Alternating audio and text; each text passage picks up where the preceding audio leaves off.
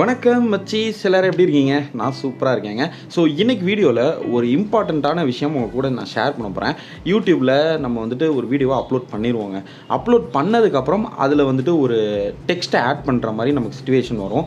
அந்த சமயத்தில் பார்த்தீங்கன்னா யூடியூப்பில் அப்லோட் பண்ண வீடியோவை நம்மளால் எடிட் பண்ண முடியும். பட் ஒரு சில விஷயங்களை மட்டும்தான் நம்மளால் எடிட் பண்ண முடியும். ஃபார் எக்ஸாம்பிள், ஒரு 10 நிமிஷத்துக்கு நீங்கள் ஒரு வீடியோ அப்லோட் பண்ணியிருக்கீங்க அப்படின்னா அதில் இடையில ஒரு 2 நிமிஷம் கிளிப்பை வந்துட்டு நீங்கள் கட் பண்ணணும் அப்படின்னு நினைக்கிறீங்கன்னா நீங்கள் தாராளமாக வந்துட்டு ட்ரிம் அப்படிங்கிற ஆப்ஷனை யூஸ் பண்ணி நீங்கள் கட் பண்ணிக்கலாம்.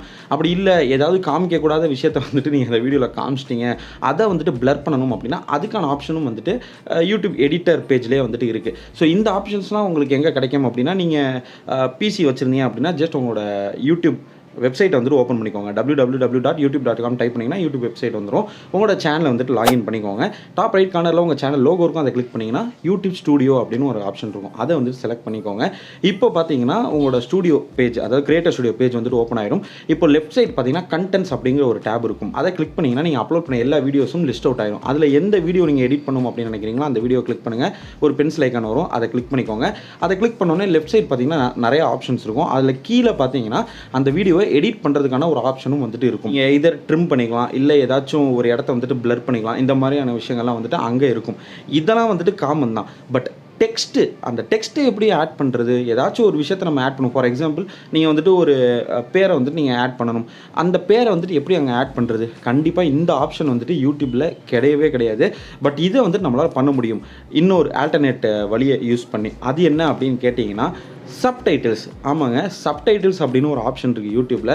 அதாவது இப்போ நாம் வந்துட்டு ஒரு தமிழ் வீடியோ மேக் பண்ணி அப்லோட் பண்ணிட்டோம் அப்படின்னா அந்த தமிழ் வீடியோவை தமிழ் வியூவர்ஸ் மட்டும் இல்லாமல் அதர் கண்ட்ரீஸ்லேருந்தும் அந்த வீடியோஸை பார்ப்பாங்க. ஸோ ஒரு குக்கிங் வீடியோ நீங்கள் அப்லோட் பண்ணியிருக்கீங்க, தமிழ் ஆடியன்ஸ்க்கு மட்டும்தான் அது பிடிக்கும் அப்படின்னு சொல்ல முடியாது இல்லையா? அதர் கண்ட்ரீஸில் இருக்கிறவங்களுக்கும் நம்ம நாட்டு ஃபுட்டு எப்படி இருக்குது, எப்படி அந்த குக்கிங் பண்ணுறாங்கன்றதெல்லாம் பார்ப்பாங்க.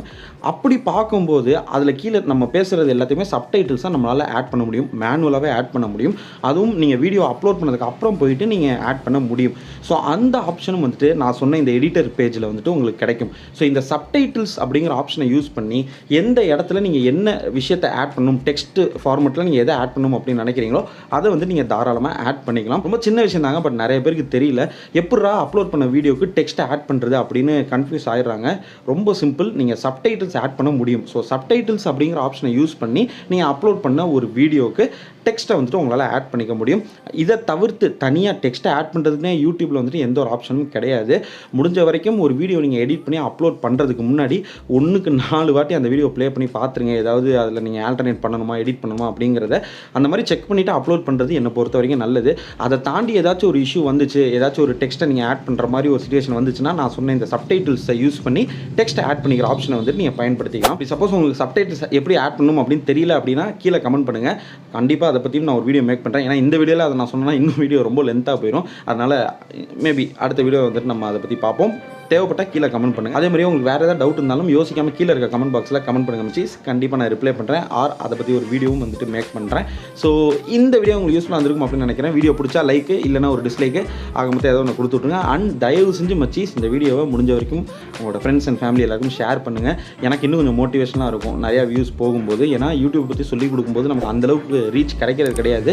இருந்தாலும் இந்த வேலையை நாங்கள் தொடர்ந்து செஞ்சுக்கிட்டு இருக்கோம். நான்றது என்ன மாதிரி எத்தனையோ கிரியேட்டர்ஸ் யூடியூப்பை பற்றி சொல்லிக் கொடுக்குறவங்க இருக்காங்க. ஸோ அந்த மாதிரி ஒரு கிரியேட்டரை நீங்கள் பார்த்தீங்க அப்படின்னா தயவு செஞ்சு உங்களால் முடிஞ்ச அந்த ஒரு ஷேரை வந்துட்டு அவங்களுக்கு பண்ணி விட்டுருங்க.